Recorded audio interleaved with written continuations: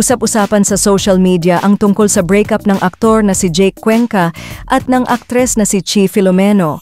Umiikot ngayon sa social media ang balitang naghiwalay na umano sina Chi at Jake at mas lalong umingay ang issue matapos kumalat ang spekulasyon na pinagpalit daw si Jake sa isang Cebu-based multi-millionaire businessman na nagngangalang Matthew Luilier. Ayon sa ulat, ang naturang negosyante ay kinilalang si Matthew Luilier na umano'y pinsan ni Daniel Luilier Miranda, ang asawa ng aktres na si Sofia Andres. Pinalayas umano ni Jake mula sa kanyang kondominium ang aktres at ang former Girl Trends member na si Chie, pero hindi sinabi kung ano ang dahilan. Ito ang kumakalat na balita matapos ibinahagi ni Sian Gaza ang tungkol sa hiwalayan ni na Jake at Chi. Nakalahad pa sa ipinasabog ni Sian ang dahilan kung bakit sila naghiwalay.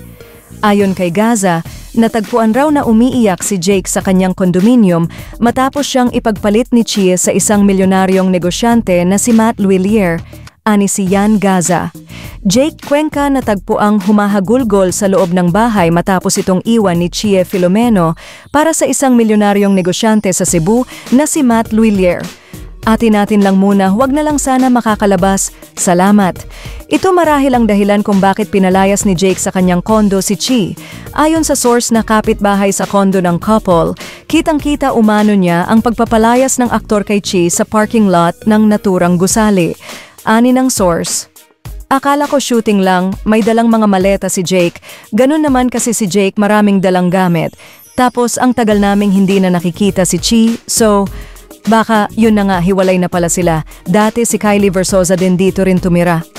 Nabanggit pa ng source ang tungkol sa naging social media post ni Sian Gaza, kung may katotohanan ba talaga ito at kung tunay ba na ipinagpalit ni Chi si Jake kay Matt Luilier na isang negosyante. Kwento ng source, oo, totoo ang post ni Sian, pero hindi iniwan ni Chi si Jake. Pinalayas ni Jake si Chi.